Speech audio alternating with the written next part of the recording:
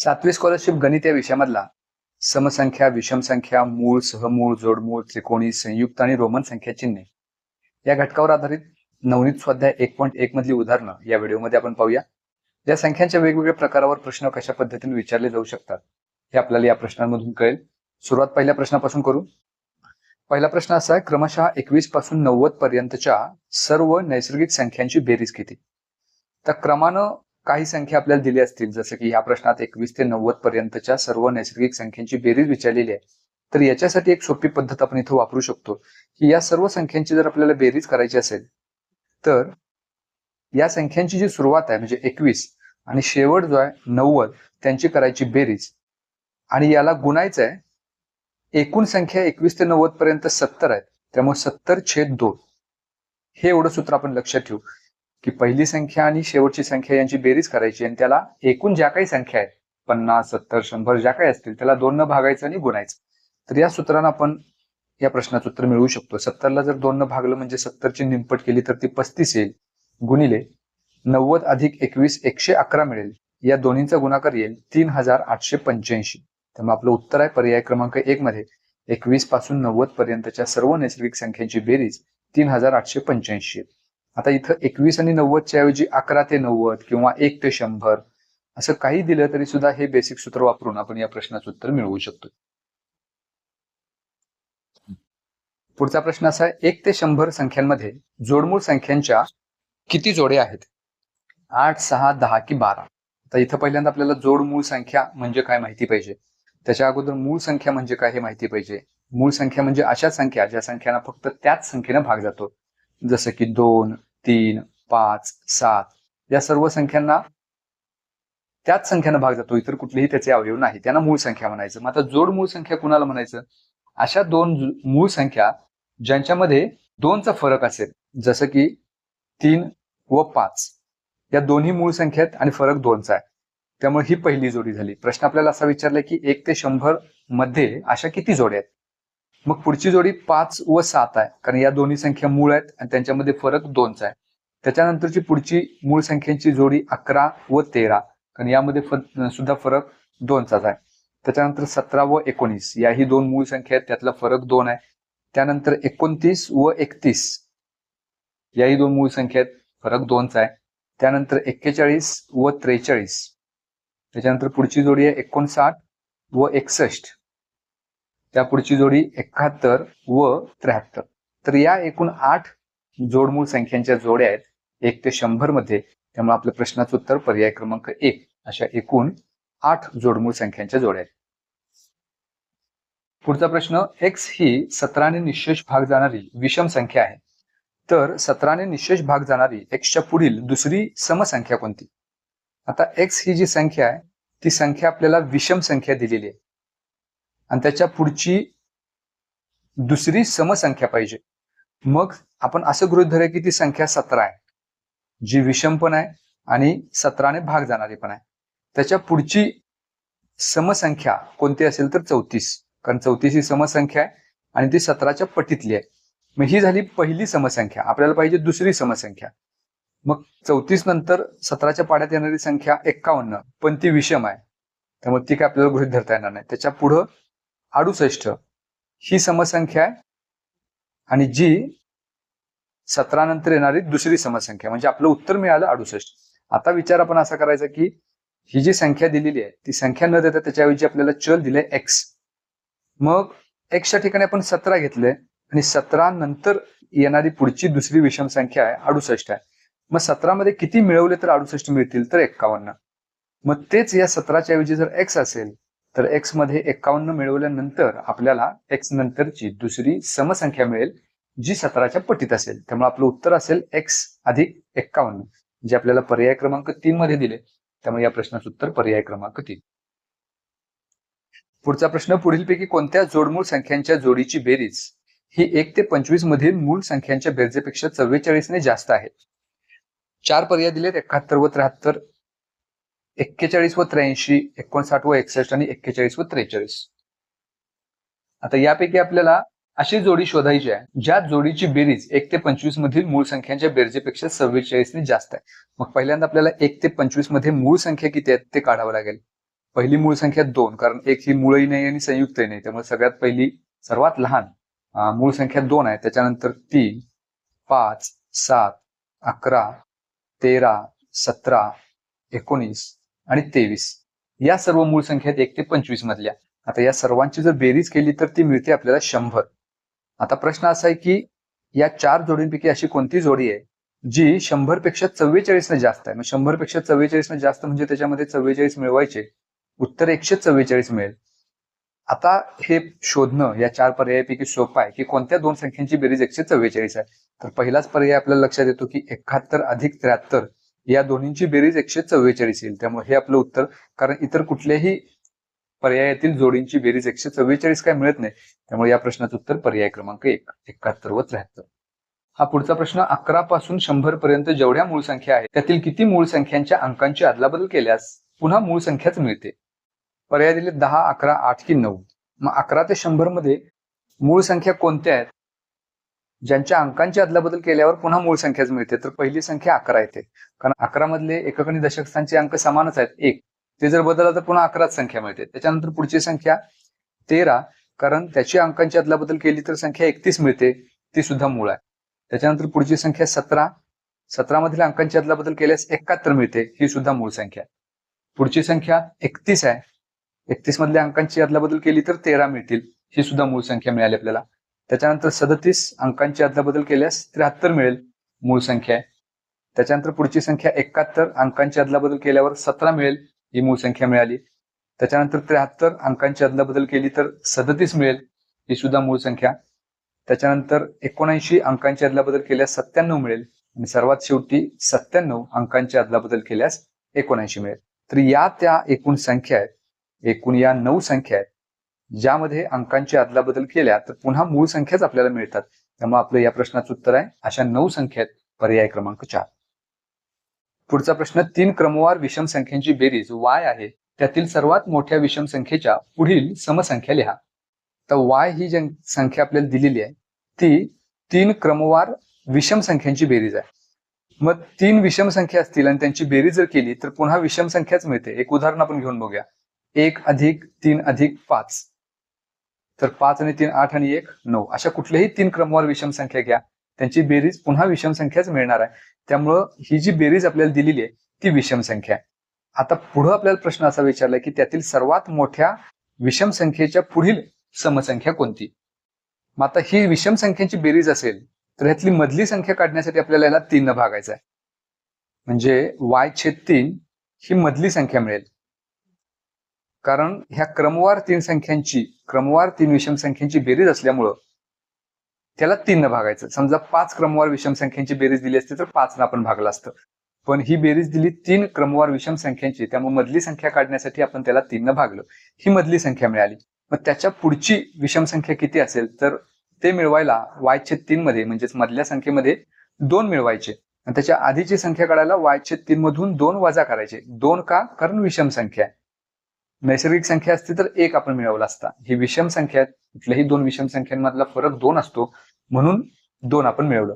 आता हे जे आपल्याला मिळालेले y/3 अधिक 2 ही सर्वात मोठी संख्या झाली, सर्वात मोठी संख्या. प्रश्नात काय विचारले आपल्याला, सर्वात मोठ्या विषम संख्येच्या पुढील समसंख्या कोणती.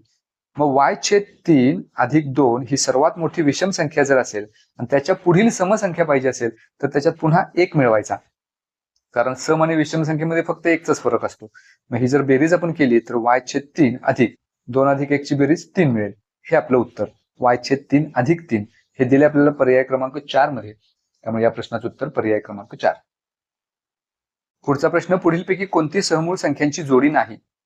सहमूळ संख्या म्हणजे अशा 2 संख्या ज्यांच्यामध्ये कॉमन फॅक्टर काही नसेल, म्हणजे अशी कुठली कॉमन संख्या नसेल ज्या संख्येनं त्या दोन्ही संख्यांना भाग जाईल. मग आपल्याला इथं शोधायचं आहे कोणती संख्यांची जोडी सहमूळ संख्यांची जोडी नाही. इथं पहिलाच पर्याय आपल्याला असा दिसतो, या दोन्ही संख्या सम आहेत आणि या दोन्ही संख्या सम आहेत याचा अर्थ कुठल्याही 2 समसंख्यांना 2 ने भाग जातोच, त्यामुळे हा झाला त्यांचा कॉमन फॅक्टर.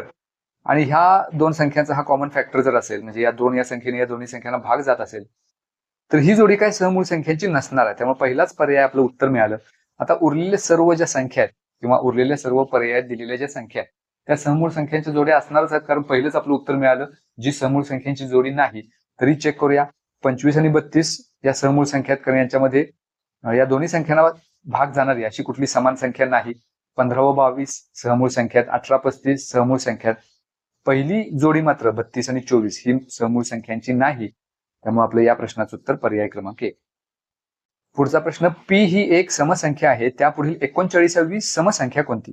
हे 4 पर्याय दिले. मग आता पी ही समसंख्या दिलेली आहे, त्याच्या पुढील समसंख्या काढायची आहे, ती 39वी काढायची आहे. दोन समसंख्यांच्या मध्ये फरक 2चा असतो, त्यामुळे 39शी दुप्पट करायची 78, आणि ती संख्या या समसंख्येमध्ये म्हणजे पी यामध्ये मिळवायची. तर पी अधिक 78 ही असणार आहे त्या पुढील 39वी समसंख्या, जी आपल्याला पर्याय क्रमांक 2 मध्ये दिले. त्यामुळे या प्रश्नाचं उत्तर पर्याय क्रमांक 2. हा पुढचा प्रश्न, 3 क्रमवार विषम संख्यांची बेरीज 153 आहे, तर त्यापैकी मधली संख्या कोणती? मधली संख्या काढणं खूप सोपं आहे. 153 ला 3 न भागायचं, कारण या 3 क्रमवार विषम संख्या आहेत. मग 153 ला जर 3 न भागलं तर 3 एके 3, 3 पाचशे 15 आणि 1, 51 ही मधली संख्या असणार आहे. मग आपलं उत्तर 51, कारण आपल्याला मधली संख्या विचारली पर्याय क्रमांक 2 मध्ये. जर सर्वात मोठी संख्या विचारली असती तर ती 53 असती, कारण विषम संख्या, त्याच्या अगोदरची विषम संख्या 49. तर या त्या 3 संख्या झाल्या. मग या 3 संख्या एकदा आपण काढल्या की मग प्रश्न कसाही असेल, सर्वात लहान संख्या कोणती, मधली कोणती किंवा मोठी कोणती, तर ते उत्तर आपण यावरून मिळवू शकतो. पुढचा प्रश्न, सर्वात लहान 2 अंकी संयुक्त विषम संख्या व सर्वात मोठी सममूळ संख्या यांचा गुणाकार किती? 4 पर्याय आपल्याला दिलेले आहेत. मग सर्वात लहान 2 अंकी संयुक्त विषम संख्या 15 आहे, कारण त्याच्या अगोदरच्या 11 ही मूळ संख्या आहे, 13 मूळ संख्या आहे, आणि 12 ही संयुक्त संख्या जरी असली तरी ती सम आहे, 14 ही सुद्धा संयुक्त असली तरी सुद्धा सम आहे. त्यामुळे संयुक्त पण पाहिजे आणि विषम पण पाहिजे, अशी सर्वात लहान संख्या 15 झाली. व सर्वात मोठी सममूळ संख्या फक्त एकच आहे, ती म्हणजे 2. तर या दोन्हीचा गुणाकार विचारलाय. 15 आणि 2चा गुणाकार 30 मिळेल, पर्याय क्रमांक 4. पुढचा प्रश्न, 21 ते 30 पर्यंतच्या मूळ संख्यांची बेरीज व संयुक्त संख्यांची बेरीज यामधील फरकास पुढीलपैकी कोणत्या संख्येने निशेष भाग जातो? 3, 7, 151 की 17? हे 4 पर्याय आपल्याला दिलेले आहेत. मग आपल्याला पहिल्यांदा 21 ते 30 पर्यंतच्या मूळ संख्यांची बेरीज काढावी लागेल. मग 21 ते 30 मधल्या मूळ संख्या कोणत्या? तर 23, त्याच्यानंतर 29, या दोनच मूळ संख्या आहेत, आणि या दोन्हीची बेरीज येईल 52. त्याच्यानंतर संयुक्त संख्या आपल्याला शोधायच्या आहेत. 21 ते 30 मधली सगळ्यात पहिली संयुक्त संख्या 21, त्याच्यानंतर 22, 24, 25, 26, 27, 28 आणि 30. या सर्वांची पण बेरीज करायची आहे. या सर्वांची बेरीज येईल 203. आपल्याला दोन्हीचा फरक घ्यायचा आहे, म्हणजे 203 वजा 52, तो फरक 151 येईल. आता प्रश्न आपल्या समोर असा आहे की या फरकास पुढीलपैकी कोणत्या संख्येने निशेष भाग जातो? मग कसोटी वापरायची. 3 ची कसोटी जर वापरली तर 1 अधिक 5 अधिक 1 यांची बेरीज 7 येते. 7 ला काही 3 न भाग जात नाही, त्यामुळे या संख्येला सुद्धा 3 न भाग जाणार नाही. त्यामुळे अ हा पर्याय जो दिलाय त्याच्यात 3 ही संख्या आहे, 3 न या संख्येला भाग जाणार नाही. 7 न भाग जातोय का बघूया, तर 7 नही भाग जाणार नाही. 17 न सुद्धा याला भाग जात नाही, राहिली एकच संख्या क. मग आपण असा ऑप्शन शोधायचा फक्त क ने भाग जातो, असा पर्याय आपल्याला पर्याय क्रमांक 3 मध्ये दिलाय. त्यामुळे या प्रश्नाचं उत्तर पर्याय क्रमांक 3. पुढचा प्रश्न, पुढीलपैकी कोणत्या संख्येची जोडी ही जोडमूळ संख्येची नाही? आता यामधल्या 11, 13, 41, 43, 59, 61 या सर्व जोडमूळ संख्या आहेत, कारण या प्रत्येक पर्यायातल्या दोन्ही संख्या मूळ संख्या पण आहेत आणि त्यांच्यातला फरक 2 आहे. पर्याय क्रमांक 1 मध्ये मात्र या मूळ संख्या जरी असतील तरी त्यांच्यातला फरक मात्र 2चा नाही, त्यामुळे ही जोडी जोडमूळ संख्यांची नाही. त्यामुळे या प्रश्नाचं उत्तर पर्याय क्रमांक 1. पुढचा प्रश्न, पुढील विधाने वाचून योग्य पर्याय निवडा. आता इथं खाली 3 विधानं दिलीत, त्यातली कोणती बरोबर कोणती चूक असं खालच्या 4 पर्यायात दिलेलं आहे. आपण पहिल्यांदा सर्व विधानं वाचून त्यातली किती विधानं बरोबर आहेत किती चुकीची आहेत ते बघू. पहिलं विधान असं दिलं, 29, 31 या जोडमूळ संख्या आहेत, बरोबर आहे, कारण या दोन्हीच्या मधला फरक 2 आहे, या दोन्ही मूळ संख्या आहेत. 29, 31 सहमूळ संख्या आहेत, हेही बरोबर आहे, या दोन्हींना भाग जाणारी 1 सोडून इतर कुठलीही संख्या नाही. आणि तिसरं विधान दिले, 29 व 31 या दोन्ही मूळ संख्या आहेत, हेही बरोबर आहे. म्हणजे ही तिन्ही विधानं बरोबर आहेत. मग तिन्ही विधानं बरोबर असं आपल्याला कुठे दिले, तर पर्याय क्रमांक 1 मध्ये अ ब क अचूक, अचूक म्हणजे बरोबर. त्यामुळे या प्रश्नाचं उत्तर पर्याय क्रमांक 1. पुढचा प्रश्न, 4567 नंतर येणारी 6वी समसंख्या व 10वी विषम संख्या यांच्यातील फरकाचा वर्ग किती? तर ही संख्या दिलेली 4567. त्याच्यानंतर येणारी 6वी समसंख्या विचारली. आता ही मुळात विषम संख्या 4567. याच्यानंतर येणारी पहिली समसंख्या 4568 होईल. ही पहिली समसंख्या झाली. आपल्याला विचारली 6वी, म्हणजे आणखी पुढे 5 आपल्याला जायचं आहे. 5वी समसंख्या मिळवायची आहे, कारण पहिली मिळालेली आहे. मग 5वी याच्या पुढची समसंख्या मिळवायची म्हणजे 5ची दुप्पट करायची, कारण दोन समसंख्यामधला फरक 2 असतो. मग 5ची दुप्पट 10 याच्यात मिळवायची, म्हणजे 4578 मिळेल. ही संख्या झाली 4567. नंतर येणारी 6वी समसंख्या. आता पुढे एक आपल्याला असं दिले की 10वी विषम संख्या. तर 4567 ही मुळात विषम संख्या आहेच. मग याच्या पुढची 10वी विषम संख्या काढायची म्हणजे 10ची दुप्पट 20 यात मिळवायची, कारण दोन विषम संख्यामधला फरक सुद्धा 2च असतो. मग 4567 अधिक 20 उत्तर मिळेल 4587. या दोन्हीतला फरक काढायचा आहे. 4587 ही संख्या मोठी आहे, त्याच्यातून 4578 वजा करू, फरक येईल 9. आणि प्रश्न विचारलाय की त्या फरकाचा वर्ग किती, म्हणजे 9चा वर्ग किती. तर 9चा वर्ग येईल 81. हे आपलं उत्तर पर्याय क्रमांक 3 मध्ये आपल्याला दिले, त्यामुळे या प्रश्नाचं उत्तर पर्याय क्रमांक 3.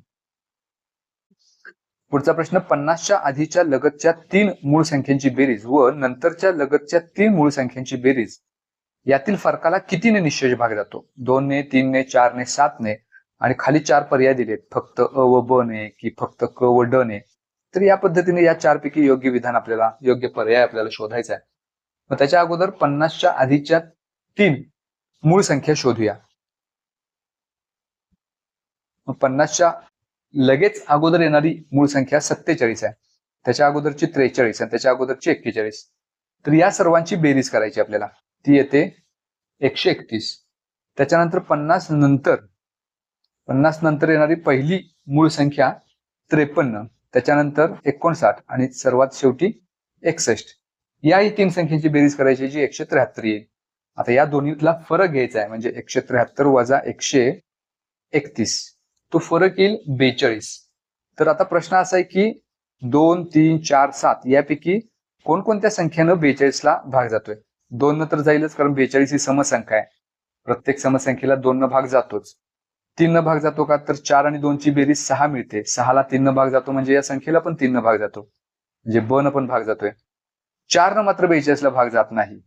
आणि 7 गुणिले 6 7 न जात, म्हणजे या अ ब क ड पैकी अ ब आणि ड ने 42ला निश्चय भाग जातो. मग पर्याय हा कुठं दिलाय आपल्याला? तर पर्याय क्रमांक 4 मध्ये अ ब व ड ने या 42ला भाग जातो. त्यामुळे या प्रश्नाचं उत्तर पर्याय क्रमांक 4.